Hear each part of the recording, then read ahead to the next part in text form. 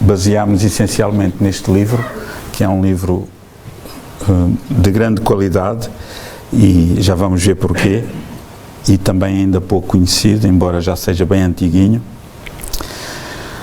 Ora bem, olhando aqui para este slide, nós vemos sempre aquela dicotomia no homem, não é? Nunca está satisfeito, não é? Só reclama por dois motivos, é por tudo e por nada, não é? Então, há aqui um que diz que se tivesse a maturidade hoje não teria errado tanto, e o outro diz o contrário, não, tu hoje tens maturidade porque já erraste muito, não é?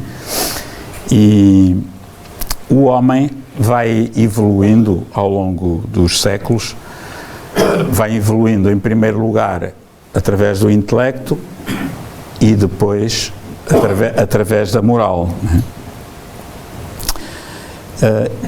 Esse conhecimento intelectual, no início, era um conhecimento muito empírico.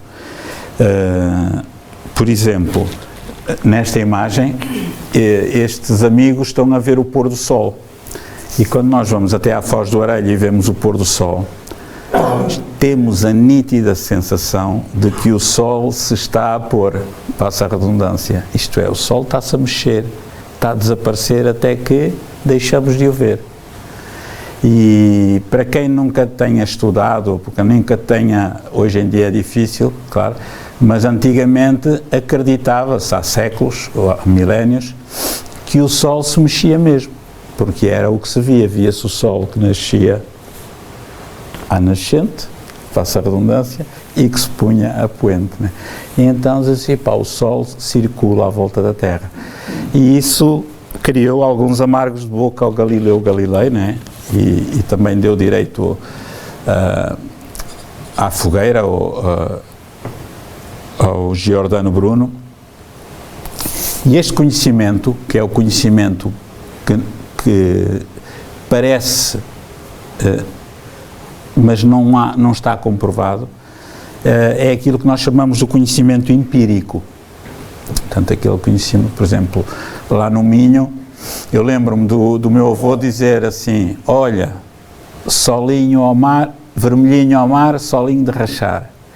Isto é, quando se olhava para a zona de Viana do Castelo, para a beira-mar, para o oeste, se tivesse vermelhinho, amanhã, no dia seguinte ia estar sol. Eram aqueles ditados do povo, de uma aprendizagem do dia-a-dia, né? Portanto, uma aprendizagem empírica, não científica. Ele sabia que solinho, vermelho ao mar, solinho de rachar, porque já tinha aprendido isso, né?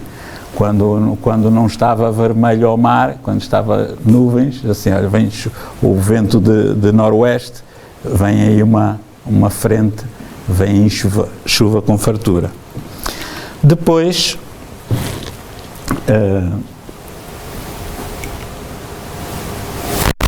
ok. Bem, tu não queres andar a bem, andas a mal. Depois, o que é que aconteceu? Depois desse conhecimento empírico, mais tarde, apareceu o conhecimento científico.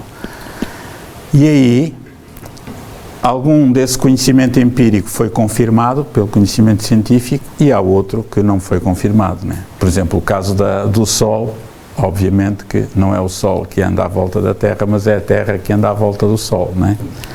Mas foi preciso muitas centenas de anos para que isso acontecesse. O conhecimento científico levou o quê? Levou a sociedade a ter um progresso tecnológico enorme, né? Nós hoje temos tecnologia de encantar, felizmente, pelo mundo, infelizmente não ainda no mundo todo, mas temos tecnologia muito útil à humanidade, né? E esse progresso tecnológico, o que é que ajuda? Ao desenvolvimento da ciência, em modo abstrato, e das ciências em modo particular, de um modo particular, né? Muito bem. Um dos exemplos desse disso é a tecnologia da ida ao espaço, né? É uma coisa que me encanta, as fotografias que vêm da Estação Espacial Internacional, vemos aqui uma das suas partes, né? Esta belíssima fotografia da Península Ibérica. Eu quase que jurava que estou ali, mas não se tem de ver melhor. E com esse conhecimento científico nós fomos o quê? Fomos conhecendo melhor o mundo, né? Com o desenvolvimento da ciência, o desenvolvimento das ciências, com esta Estação Espacial Internacional, nós aprendemos coisas incríveis, que contribuíram muito para a melhoria da nossa vida, para a melhoria da qualidade de vida, né? Para a aprendizagem de 1001 fatores, né? Relacionados com as várias áreas do conhecimento, né? No entanto,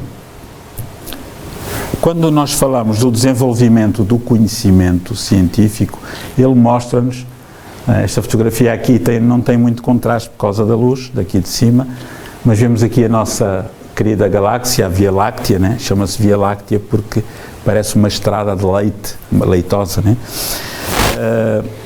Esse desenvolvimento do conhecimento do mundo trouxe-nos conhecimento do mundo material, né?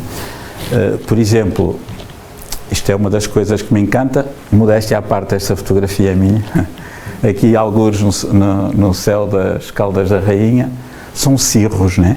São nuvens de alta altitude, 20, 25 mil pés. Eu encanto-me quando vejo os cirros. Não sei porquê, tenho uma paixão. Dá-me a sensação que andou ali alguém com um pincel, né? Tipo a Cláudia, né? Que é uma artista e que desenha muito bem. Alguém que desenhou aquela... E nunca são iguais, né? Daqui a passar 2, 3 minutos tirar outra fotografia ao céu. São fotografias únicas. Não volto a encontrar outra igual a esta. E então nós sabemos que os cirros em determinadas condições anunciam bom tempo, tempo quente, noutras, conjugadas com outras condições, com o tipo de nuvens, anunciam mudança de tempo. Porquê? Porque, entretanto, foram-se estudando a meteorologia, os fenómenos meteorológicos, e estamos cada vez mais a aprender. A aprender o quê? O mundo da matéria, né? O mundo material. Agora coloca-se outra questão. Tudo bem, esse conhecimento, o conhecimento científico, a pesquisa tecnológica, né? A aprendizagem, tudo isso é muito útil. Mas o homem é só matéria? E esta é uma questão que para muita gente, a grande maioria, nem se coloca. As pessoas nem pensam nisso. Numa outra grande maioria, as pessoas dizem que o homem é só matéria. Acabou, morre, acabou, não há vida para além da morte. Mas essa questão coloca-se, será que existe vida para além da morte? Será que existem outros níveis vibratórios de vida? Será ilógico de todo conceber que, para além desta vida material, desta criança que está aqui a brincar, possa haver uma outra vida tão viva quanto a nossa, noutro estado da matéria, que não é visível só porque os olhos não captam? É ilógico isso? É irracional? Não é? E a prova disso é que há pouco tempo uma astronauta inglesa, que esteve na Estação Espacial Internacional, ela escandalizou o mundo, no bom sentido, mas curiosamente essa informação passou assim ao lado, ninguém deu destaque, porque o que interessa são as mortes, e o sangue, né? E as questiúnculas põem os homens uns contra os outros. E essa astronauta dizia assim, depois do trabalho científico que fez, né, quer para ser astronauta, quer lá na Estação Espacial Internacional, ela não tem dúvidas que os extraterrestres vivem entre nós, só que nós não os vemos. Quem são esses extraterrestres? Né? Provavelmente ela estar-se a referir ao mundo espiritual. Não quer dizer que não existam extraterrestres noutro estado da matéria que nós não conheçamos. O mundo dirá, né? O futuro dirá.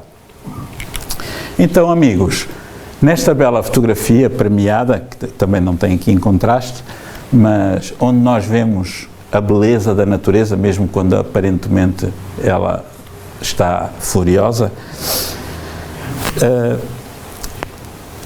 Para estudar a natureza, nós temos a ciência das ciências, que é a física, né? A física estuda toda a natureza, né? E até há uns... até 1857, por aí, até meados do século XIX, tinha-se uma visão materialista do mundo. Ainda se tem, mas já se teve mais, né? Portanto, só tudo aquilo que é explicado pelas leis da física é que é realidade. Tudo o resto são meras suposições. Com o aparecimento do Espiritismo, Allan Kardec demonstrou a imortalidade do ser, do espírito, a comunicabilidade dos espíritos, né? E a existência de Deus do ponto de vista filosófico, entre outras coisas. A partir de uma determinada altura, já em pleno século XX, começaram a aparecer novos paradigmas. Aquela figura, lembram-se ao bocado que vimos daquela menina a brincar e que tinha ali um espírito amigo a protegê-la, quiçá até o seu guia espiritual, e ela nem se apercebia dele, né? Desde há pouco tempo, no século XX, começaram a aparecer paradigmas, isto é, novas ideias. Assim, espera aí, não. O homem não é só matéria. Apareceu a quarta força da psicologia, a psicologia transpessoal, isto é, um grupo de psicólogos a nível mundial, começou com o Viktor Frankl e outros, que diziam que o ser não é apenas um aglomerado de células, mas que é um ser pensante que vive nessas células. E então apareceu a psicologia transpessoal, isto é, a psicologia que vai para além da matéria e foram corajosos aí na década de 60, se não me falha a memória. E começaram a aparecer novos paradigmas. Um deles são os casos sugestivos de reencarnação, que hoje em dia já não se deveriam chamar casos sugestivos de reencarnação, apenas casos de reencarnação, porque foram provados cientificamente pelo Dr. Ian Stevenson e muitos outros. Ficávamos aqui a falar de reencarnação a noite inteira. As visões no leito de morte. As visões no leito de morte, contrariamente, embora existam, obviamente, fenómenos de delírio, não é? Quando a pessoa está no estado de moribundo e que possa ter até fenómenos alucinatórios, mas hoje em dia estão comprovadas cientificamente as visões no leito de morte. E também já falámos nisso aqui, temos mais de 160 palestras, já agora aproveito para fazer publicidade, no YouTube do Centro de Cultura Espírita de Caldas da Rainha, e algumas delas especificamente sobre estes temas podem lá ir. Outro dos paradigmas, as experiências de quase morte. As experiências de quase morte demonstram à saciedade, isto é, sem fim, que o espírito, que existe algo que independe do corpo de carne, aquilo que nós chamamos de espírito, que é inteligente, que pensa quando o corpo está clinicamente morto, ou pelo menos aparentemente morto. As experiências fora do corpo, pessoas que, ou magnetizadas, ou através da sua própria capacidade anímica pela concentração, que saem do corpo, vão a determinados locais, referem o que lá se passa, onde é que está isto, aquilo, aquilo outro. Cornel Albert Rochas, no início do século XX, em Paris, em França, fez muitas pesquisas com pessoas, eles chamavam-lhes os sujets, né? Os sujeitos eram pessoas que tinham a capacidade de ser magnetizadas, entravam em sono profundo, né? Era o sonambulismo provocado, e então eles diziam, olha, vá à casa desta senhora na rua tal, que ele não sabia onde é que era, e agora diga-me o que é que está debaixo da mesa, e a pessoa dizia, depois iam verificar, iam confirmar, e estando o corpo ali adormecido, o corpo falava, porque o espírito falava através do corpo à distância, ou ia e vinha e voltava e comunicava. E temos também a transcomunicação instrumental, ou comunicação com os espíritos através de aparelhos eletrónicos e através de médiuns, transcomunicação mediúnica, médiuns humanos. Então, estes são os novos paradigmas, as novas ideias, que desde o século XX vêm a desafiar o antigo paradigma materialista, aquele que dizia que morto o cão acaba-se a raiva, quando o corpo morre não há mais nada para ninguém. Ao longo dos séculos, se nós formos estudar a história da humanidade, vamos encontrar muitos médiuns, muitos mesmo, na história da humanidade. Muitos médiuns na história da Igreja Católica, muitos médiuns, pessoas que contactavam com o mundo espiritual desde sempre. E para não irmos muito atrás, relembramos apenas aqui o médium José Arigó, no Brasil, que foi um escândalo, porque a Amélia já fez uma palestra sobre ele, que está no nosso site, podem ver, muito interessante. Era considerado um médium, o cirurgião da faca enferrujada. Ele entrava em transe, perguntava a alguém, olha, tem um canivete, às vezes com uma faca com ferrugem, e operava a pessoa, ela estava a ter aqui uma crise de apêndice, operava sem asepsia nenhuma, tal, e a pessoa ficava boa. Foi preso várias vezes por prática clínica, né? E uma das vezes estava preso, a mulher do delegado da polícia estava a morrer, penso mesmo com um problema de apendicite, e o chefe da polícia foi-lhe perguntar se ele podia salvar a mulher. Assim, sim, basta trazer-me um canivete. Deu um canivete lá a um preso, operou ali em 2, 3 minutos. Claro que não era ele que operava, era o espírito do Dr. Fritz, pelo menos ele identificava-se como tal, que através da sua mediunidade inconsciente, né, tinha as suas maneiras, para quê? Para chamar a atenção. Temos as irmãs Fox, isto como precursoras do espiritismo, ainda antes de 1857, e aqui temos alguns. Ivone Amaral Pereira, uma médium fantástica, brasileira, muito pouco conhecida ainda em Portugal. Ela só é conhecida praticamente pelo livro Memórias de um Suicida, mas tem outros livros de grande qualidade. Francisco Cândido Xavier, quando era novinho, Divaldo Pereira Franco e muitos outros. Então, quem foi Francisco Cândido Xavier? Ele nasceu em 2 de abril e desencarnou de 1910 e desencarnou em 30 de junho de 2002 e era uma criança como as outras quaisquer, muito pobre, né? Vivia pobremente, a família com muita dificuldade. Não vamos entrar em grandes pormenores, só dizer que de facto teve 75 anos de atividade mediúnica ininterrupta, gratuitamente, recebeu mais de 400 livros ditados pelos espíritos, ele que tinha o equivalente à nossa 4ª classe, né? Ditados por centenas de espíritos, nunca ficou com 1 cêntimo. Ele doava os direitos de autor, ora para a Federação Espírita Brasileira, ora para instituições de caridade, e ainda hoje cerca de 2.000 instituições no Brasil de apoio aos mais necessitados recebem verbas da venda dos livros de Francisco Cândido Xavier. Quando nós estamos a comprar ali um livro de Francisco Cândido Xavier, esse dinheiro vai para lá. Quando estamos a comprar um livro de Divaldo Pereira Franco, esse dinheiro vai para a Mansão do Caminho também para ajudar os pobres. Calcula-se que tenha vendido 30 milhões de exemplares, cerca de 1880 edições, dos quais cerca de 60 títulos foram traduzidos para o castelhano, o canto, francês, inglês, grego, japonês, checo, em braille, né? E em mais de 45 países. Estes livros, estes números de vendas e de edições estão constantemente desatualizados, né? Por cada vez, né?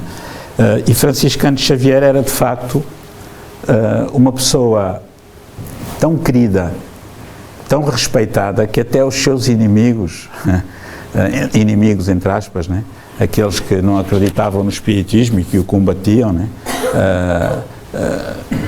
Reconheceram de facto a sua grandeza moral, superioridade moral, Divaldo Pereira Franco chegou a encabeçar um movimento para propor Francisco Cândido Xavier como Prémio Nobel da Paz. Já tinham na altura mais de 10 mil assinaturas recolhidas, entretanto o processo não foi avante por outros motivos. E quando foi o Fernando Henriques Cardoso, Presidente da República Brasileira, na altura, teceu elogiosos comentários a Francisco Cândido Xavier e à doutrina espírita como meio de pacificação social na sociedade brasileira, e não só, e mundial. Né? Olhem que coisa notável, um Zé Ninguém, um homem com a simples quarta classe, não é desvalorizar quem tem a quarta classe, mas hoje em dia que somos quase todos doutores, né? Ou temos a mania disso, né? E aquele senhor simples, aquele Zé Ninguém, que levou uma vida de pobreza assumida, porque queria, não precisava de mais nada, que podia ter sido rico, que podia ter sido levado houve uma altura que ele foi convidado, depois de ter sido estudado pela NASA, que descobriu que a sua aura tinha um raio de 10 metros, quando a nossa é de 20 centímetros. Agora imaginem a aura de Jesus. Depois os russos, da antiga União Soviética, convidaram-no para ele ir até à União Soviética para ele ser testado. E ele estava todo contente. Então começou a preparar a viagem, etc. E quando ele estava a preparar a viagem, tratar dos passaportes, disto, aquilo, daquilo outro, apareceu-lhe o espírito Emmanuel, o seu guia espiritual. E então, ao aparecer o Emmanuel, ele disse: Chico, ele tratava-o por Chico, vejo que você está entusiasmado. E o Francisco Cândido Xavier disse ao seu guia: nós vamos até à Rússia, vamos finalmente poder provar a imortalidade da alma, né? Vai ser bom, não vai? E ele: deve haver aí o equívoco, Chico. Nós não, você vai, que é para alimentar a sua vaidade. Mas enquanto você vai para a Rússia, ele era muito duro com o Chico Xavier, o guia dele, o Emmanuel. Enquanto você vai para a Rússia, lá para alimentar a sua vaidade, fazer os testes lá com os cientistas, eu vou ficar aqui no Brasil para dar alento aos desesperados, aos deserdados da sorte. E aí ele percebeu-se assim, e agradeceu muito aos russos, mas desistiu e acabou por ficar no Brasil.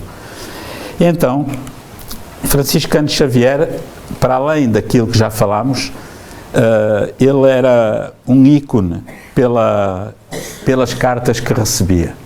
De tal modo que foi feito, entre outros filmes, um filme muito bom, As Mães de Chico Xavier, que nós temos aqui a versão paga, porque o espírita não deve ser pirata, e temos ali na nossa videoteca, podemos emprestar a quem quiser. E então o Francisco Cândido Xavier recebia, por exemplo, numa sexta-feira, num auditório para 200, 300, 400 pessoas, ele atendia as pessoas, depois de atender as pessoas, recolhia-se, depois vinha para a apresentação do Evangelho e começava a psicografar. Psicografava e depois alguém lia e perguntava: olha, está aqui o pai do Joaquim António Manuel, e as pessoas identificavam-se, né? E eram as chamadas cartas consoladoras. O mais interessante destas cartas é que as características que as mesmas tinham. Por exemplo, algum de nós, que porventura tivesse falecido um familiar, aliás, a grande maioria das pessoas que iam ouvir Francisco Cândido Xavier iam na esperança de receber uma mensagem inopinada, né? E uma das características, ou as várias características que as cartas tinham, eram estas: a exatidão da fidelidade das informações que identificavam os parentes e amigos do morto que ainda estivessem no corpo de carne ou falecidos. Quer dizer, os espíritos que se comunicavam por eles davam dicas sobre amigos do espírito falecido, amigos esses que ainda estavam no corpo de carne ou que já tivessem falecido. Algumas dicas até difíceis depois de comprovar, que só passados com muita pesquisa é que se conseguia encontrar. E outra coisa interessante eram expressões pessoais e gírias que o espírito utilizava quando estava no corpo de carne. Temos aqui um dos casais que foi beneficiado por mérito, certamente, o casal Sónia e David, que estavam muito deprimidos porque o seu filho único tinha desencarnado, e receberam uma carta psicografada onde eles tiveram todas, não havia como duvidar de que era do seu próprio filho, encaixilharam a cartinha e tal, e passaram a viver muito melhor com essa dificuldade. Muito bem. Neste livro, A Vida Triunfa, editado pela Folha Espírita, com o apoio da Associação Médico Espírita de São Paulo, temos um senhor de grande qualidade que passou no movimento espírita brasileiro, assim, pela retaguarda, como passam os grandes espíritas, não dão nas vistas. Esses são os papagaios, que é o meu caso, aparecem tudo quanto é sítio. Aqueles têm mesmo valor, andam pela retaguarda. Então este senhor, Paulo Rossi Severino, ele pesquisou, em Uberaba, pesquisou 200 cartas recebidas pelo Francisco Cândido Xavier. E dessas 200 cartas, inseriu 45 neste livro. Este não é um livro como aquele que nós editámos aí, Factos Espíritas em Portugal, não. Este é um livro que teve um outro cuidado. Ele teve o apoio de uma médica especializada em regressão de memória, que era a doutora Maria Júlia Preto Pérez, teve um apoio de uma outra médica ginecologista, a doutora Marlene Nobre, e essas duas médicas deram-lhe todo o apoio científico para que ele pudesse fazer um trabalho de recolha de campo científico, filosófico, doutrinário e muito assertivo. Teve o apoio também de um outro médico, Américo Nunes Filho, salvo erro, e do engenheiro Hernani Guimarães Andrade, o grande cientista, Américo Ferreira Filho, engenheiro Hernani Guimarães Andrade, o cientista do espiritismo no Brasil, Muito bem. Vemos aqui o sumário deste livro. O livro divide-se em duas partes. Tem uma primeira parte, onde fala sobre o médium, mediunidade, as sessões públicas, as hipóteses explicativas para as cartas, mensagens, a metodologia utilizada, considerações finais e as cartas, as 45. E depois, na segunda parte, tem a sobrevivência do espírito e as pesquisas do século XX e reflexões sobre os dados da pesquisa. E todo este trabalho foi feito com um cuidado científico muito grande, Uma pesquisa honesta e imparcial. Agora, há sempre pessoas que aparecem, e haverá, que dizem assim: não, isto são crenças, eu não acredito. Tudo bem, as pessoas têm direito a isso. As pessoas têm de dizer... Há pessoas que ainda hoje duvidam que o homem tenha ido à Lua. Há pessoas que ainda hoje duvidam que a Terra é redonda. E não é só nos Estados Unidos. Há tempos, um jornalista, radialista, não é daqui, portanto é bem longe daqui, através do Facebook, perguntou-me se eu queria dar uma entrevista sobre isso, qual era a opinião do espiritismo sobre aquela teoria de que a Terra é plana. Eu disse assim: por amor de Deus, isto é o cúmulo da estupidez, porque qualquer pessoa que já tenha andado de avião, Basta ir a 30 mil pés, 33 mil pés, ver a esfericidade da Terra, né? Sabe, não tinha pensado nisso. O grande problema é esse, é que hoje em dia o Facebook é uma das maiores fontes de desinformação, de intoxicação e até de manipulação das pessoas, né? Então temos de pôr a cabeça a pensar. Ora, porquê que eu pus esta natureza, esta fotografia? O eu não acredito ou as crenças, a pessoa tem o direito de acreditar naquilo que quiser ou não. Tem o direito de ter crenças ou não. O espiritismo não é uma questão de crença, nem uma questão de acreditar. Portanto, é uma questão de factos, de leis da natureza. Reparem uma coisa, as pessoas dizerem assim, eu não acredito na vida para além da morte. Isso não altera nada, ela vai morrer na mesma, vai continuar viva, do lado lá. Eu não acredito nos espíritos. Não interessa. Os espíritos continuam a intuir essa pessoa para o bem ou para o mal, não é? Independentemente dela acreditar ou não. Portanto, o que nos compete a nós, voltando um bocadinho atrás, é, para além do conhecimento científico que nos permite desenvolver o intelecto, aproveitar esse mesmo conhecimento para desenvolver também a nossa espiritualidade, que nos aproxima de Deus, não é? E essa espiritualidade aprende-se como? Respeitando as leis da natureza.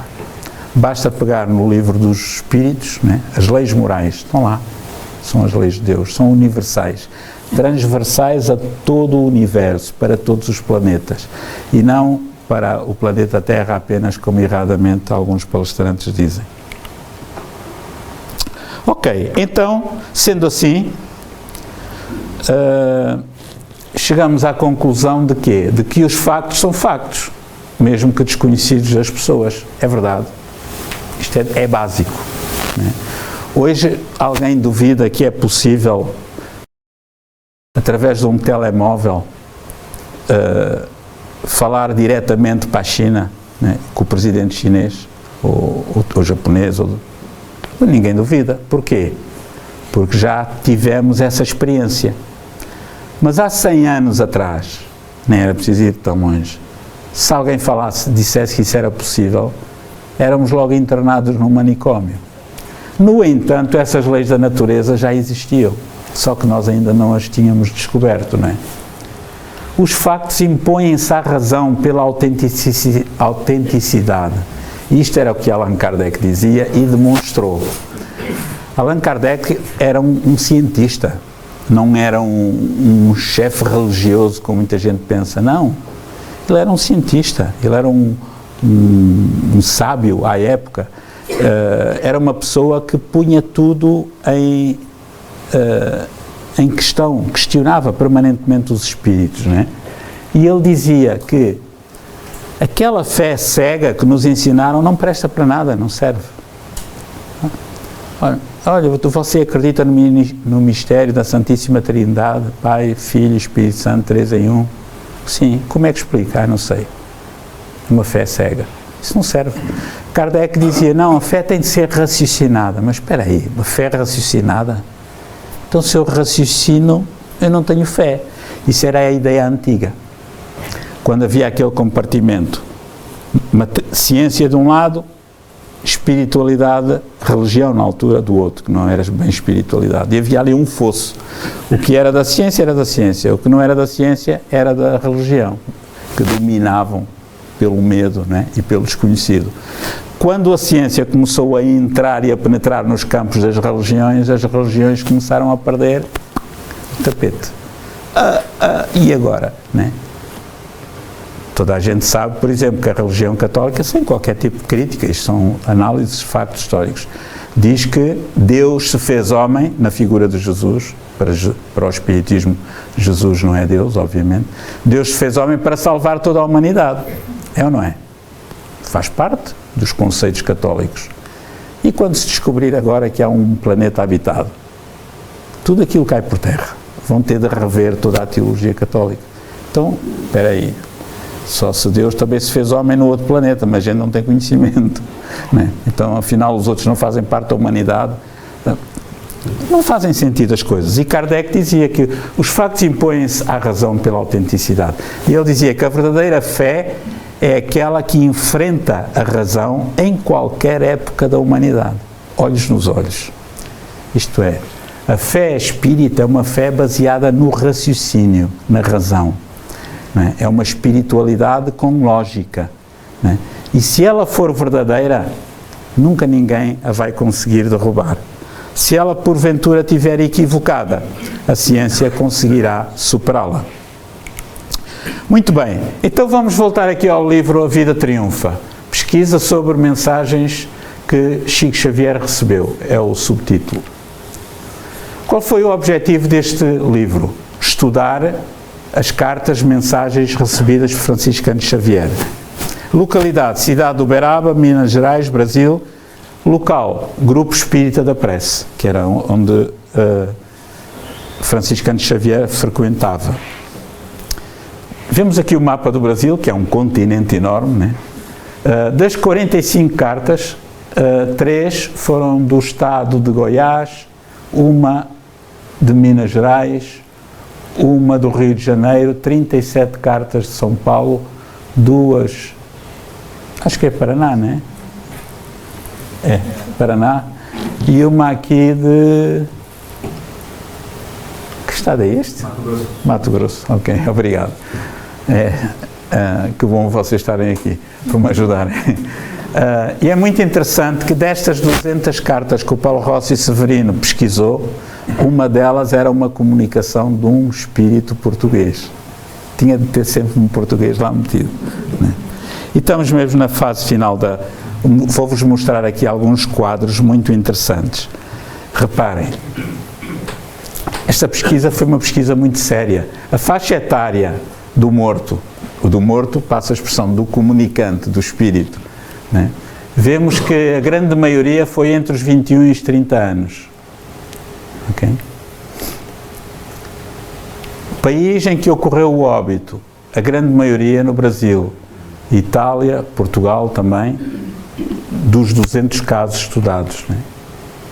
O sexo do comunicante, a grande maioria masculino. Olhem que interessante, eu lembrei-me daqueles 2 livros com o Jorge Gomes, aquele espírita do Norte, que é uma pessoa de uma cultura muito acima da média, não só espírita, mas e escritor, jornalista, e então, quer no Vozes do Outro Lado da Vida, quer neste último livro, Números Incomuns, Casos Incomuns e Números Incomuns, tem assim um título longo, já recebemos mais 7 livros, porque estavam esgotados.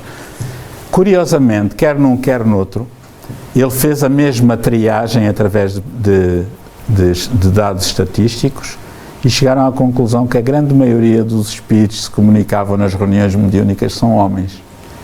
Faço lá saber porquê. Um dia vamos ter de estudar isso. Causa do óbito do comunicante. 73,3% tinha sido por morte acidental. Geralmente, acidente de viação, acidente de trabalho, etc.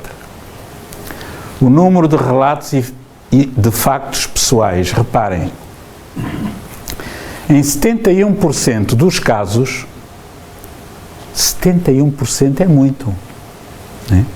Havia mais do que 3 relatos de factos pessoais, isto é, havia mais do que 3 situações da vida pessoal do espírito que eram contadas que ninguém tinha como saber. Algumas nem os próprios pais sabiam. Tinham de ir pesquisar coisas que os filhos andavam a fazer ou tinham feito, né? Palavras peculiares na mensagem. 55,6% das mensagens tinham palavras esquisitas, típicas do próprio espírito, né? Que muitas vezes também nem os familiares conheciam.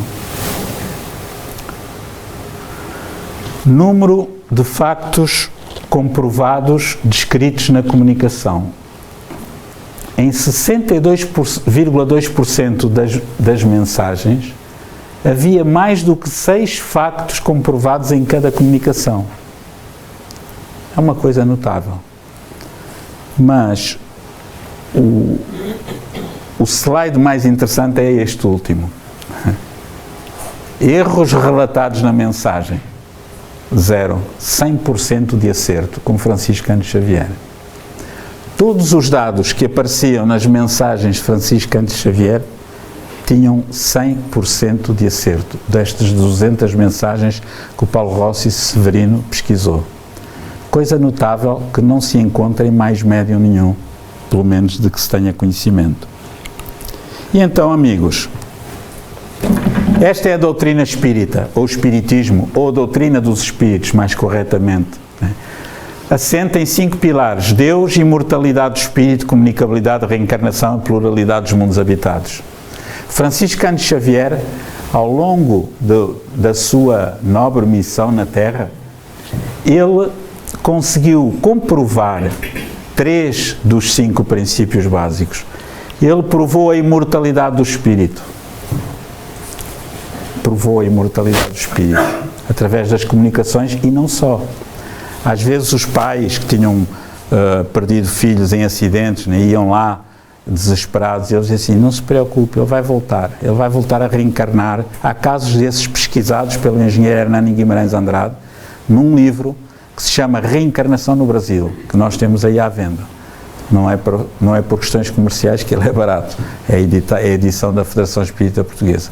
E onde tem lá casos desses em que os pais, não sendo espíritas, foram ter com Francisco Cândido Xavier e ele disse: não se preocupe que o seu filho vai voltar, vai reencarnar noutro sexo ou no mesmo sexo.